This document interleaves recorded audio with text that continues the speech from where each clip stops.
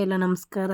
Sankranti special. Sankranti ಹಬ್ಬ ಎಲ್ಲ ಮುಗೀತು. ಅದರ ನೆಕ್ಸ್ಟ್ ಡೇ ನಮ್ಮ ಮನೆಯಲ್ಲಿ ಹೊಸ ತೊಡಕು ಮಾಡ್ತಾರೆ. ಅದರ ವಿಶೇಷ ಮಟನ್ ಬಿರಿಯಾನಿ ಮಾಡಿದ್ದು ಅದನ್ನ ನಿಮ್ಮೊಟ್ಟಿಗೆ ಶೇರ್ ಮಾಡ್ತಾ ಇದ್ದೀನಿ. ಇದು ರೆಡ್ ಮಟನ್ ಬಿರಿಯಾನಿ ಮೈ ಸ್ಟೈಲ್. ಹೇಗೆ ಮಾಡೋದು ಅಂತ ನೋಡೋಣ ಬನ್ನಿ. ಒಂದು ಮಿಕ್ಸಿ ಜಾರ್ಗೆ ಒಂದು 4-5 ಬ್ಯಾಡಗೆ ಮೆಣಸಿಕಾಯಿ ಯೂಸ್ ಮಾಡಿದ್ದೀನಿ. 1-2 ಗುಂಟೂರು ಮೆಣಸಿಕಾಯಿ, 1-4 ಹಸಿರು ಮೆಣಸಿಕಾಯಿ, ಮತ್ತು ಶುಂಠಿ 1 ಇಂಚಷ್ಟು ಶುಂಠಿ, ಮತ್ತು 1-2 ಬೆಳ್ಳುಳ್ಳಿ, ಈರುಳ್ಳಿ 1, ಮತ್ತು ಟೊಮೊಟೊ 1 ಚಿಕ್ಕದಾದರೆ ಸಾಕು, ಕೊತ್ತಂಬರಿ ಸೊಪ್ಪು 1 ಸ್ವಲ್ಪ, ಮತ್ತು ಪುದೀನ ಸೊಪ್ಪು 1 ಅರ್ಧ ಹಿಡಿ, ಮತ್ತು ಮೆಣಸುಕಾಳು 1 ಸ್ಪೂನು, 1-2 ಸ್ಪೂನಷ್ಟು ಕಾಯಿ ಸಾಕು. ಸ್ವಲ್ಪ ನೀರನ್ನು ಸೇರಿಸಿ ಇಲ್ಲಿ ಪೇಸ್ಟ್ ಮಾಡಿ ತಂದು ಇಟ್ಕೊಂಡಿದ್ದೀನಿ. ನೆಕ್ಸ್ಟು ಇಲ್ಲಿ ಕುಕ್ಕರಲ್ಲೇ ಬೇಯಿಸ್ಕೋಬೇಕು ಮಟನ್ನ ಫಸ್ಟು. ಅದರಿಂದ ಒಂದು ಕುಕ್ಕರ್ ಇಟ್ಕೊಂಡು ಅದಕ್ಕೆ ಒಂದು 5 ಟೇಬಲ್ ಸ್ಪೂನಷ್ಟು ಆಯಿಲು ಮತ್ತು 1 ಟೇಬಲ್ ಸ್ಪೂನಷ್ಟು ತುಪ್ಪ ಸೇರಿಸಿದ್ದೀನಿ. ತುಪ್ಪ ಸ್ವಲ್ಪ ಬಿಸಿ ಆದಮೇಲೆ ಮಸಾಲೆಗಳನ್ನು ಅಂದರೆ ಪಲಾವ್ ಎಲೆ, ಚಕ್ಕೆ, ಲವಂಗ, ಬಡೆಶೇಪು ಎಲ್ಲನೂ ಸೇರಿಸಿ ಫ್ರೈ ಮಾಡಿಕೊಂಡು ನೆಕ್ಸ್ಟ್ ಇಲ್ಲಿ ಒಂದು ಈರುಳ್ಳಿನ ಸೇರಿಸಿದ್ದೀನಿ. ಒಂದು ಈರುಳ್ಳಿ ಸ್ವಲ್ಪ ಫ್ರೈ ಆಗಿದ ನಂತರ ಇಲ್ಲಿ 1 ಸ್ಪೂನಷ್ಟು ಕಸೂರಿ ಮೆಥಿನ ಇಲ್ಲಿ ಸೇರಿಸಿ 2 ಮಿನಿಟ್ಸ್ ಫ್ರೈ ಮಾಡಬೇಕು. ನಂತರ ಇದಕ್ಕೆ ಒಂದು ಟೊಮೊಟೊನ, ಚಿಕ್ಕ ಟೊಮೊಟೊ ಆದರೆ ಸಾಕು. ಇಲ್ಲಿ ರುಬ್ಬಕ್ಕೆ ಒಂದು ಚಿಕ್ಕ ಟೊಮೊಟೊ ಹಾಕಿದ್ದೀನಿ. ಒಗ್ಗರಣೆಗೆ ಒಂದು ಚಿಕ್ಕ ಟೊಮೊಟೊನ ಸೇರಿಸಿದ್ದೀನಿ.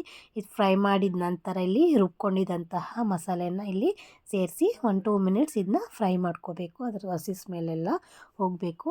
ಇಲ್ಲಿ ಫ್ರೈ ಮಾಡಿದ ನಂತರ ಇದಕ್ಕೆ ಈಗ ಸ್ವಲ್ಪ ನೀರು ಸೇರಿಸ್ತಾ ಇದ್ದೀನಿ. ಸೇರಿಸಿದ ನಂತರ ಇಲ್ಲಿ ಒಂದು ಅರ್ಧ kg ಮಟನನ್ನು ಸೇರಿಸಿ ನೀಟಾಗಿ ಮಸಾಲೆ ಒಟ್ಟಿಗೆ ಮಿಕ್ಸ್ ಮಾಡ್ಕೋಬೇಕು.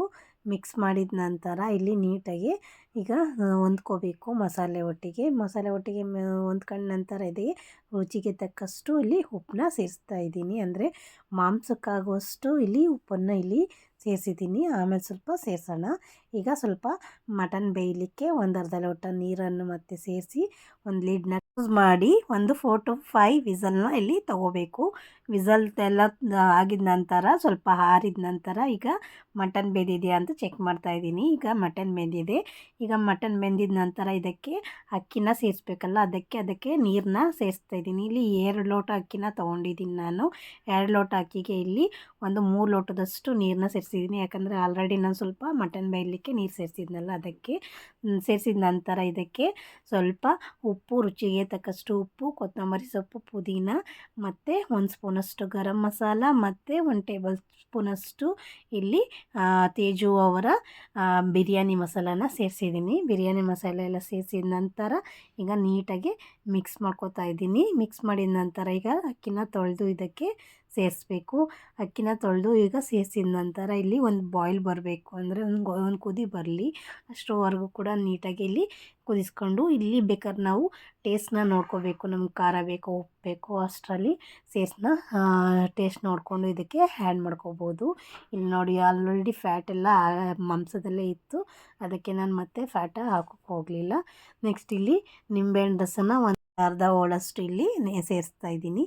ಸೇರಿಸಿ ನೀಟಾಗಿ ಮಿಕ್ಸ್ ಮಾಡಿ ಈಗ ಕುಕ್ಕರ್ ಲಿಡ್ನ ಕ್ಲೋಸ್ ಮಾಡಿ ಒಂದು ವಿಸಲ್ನ ತೊಗೊಂಡ್ರೆ ಬಿಸಿ ಬಿಸಿಯಾದಂತಹ ಮಟನ್ ಬಿರಿಯಾನಿ ರೆಡಿಯಾಗುತ್ತೆ.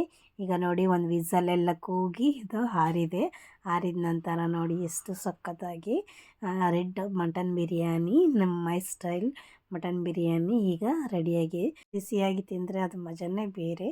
ನೀವು ಒಂದು ಸತಿ ಈಸಿಯಾಗಿ ಕುಕ್ಕರಲ್ಲಿ ಒಂದೇ ಪಾಟ್ ಮೇಲೆ ಬೇಗ ಮಾಡ್ಕೋಬೋದು. ನೀವು ಒಂದು ಸತಿ ಟ್ರೈ ಮಾಡಿ. ನಿಮಗೆ ಇಷ್ಟ ಆದರೆ ಪ್ಲೀಸ್ ಲೈಕ್ ಮಾಡಿ, ಶೇರ್ ಮಾಡಿ, ಸಬ್ಸ್ಕ್ರೈಬ್ ಮಾಡಿ.